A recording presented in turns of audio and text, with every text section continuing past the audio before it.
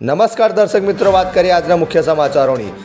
પાદરામાં ભારે પવન સાથે વરસાદ ફૂંકાયો, પતરા, બેનર્સ, ઝાડ ધરાશાયી થયા, વીજ વાયરો, થાંભલા પણ તૂટી પડ્યા હતા, વાહન ચાલકો પણ સ્લીપ થતા જોવા મળ્યા હતા।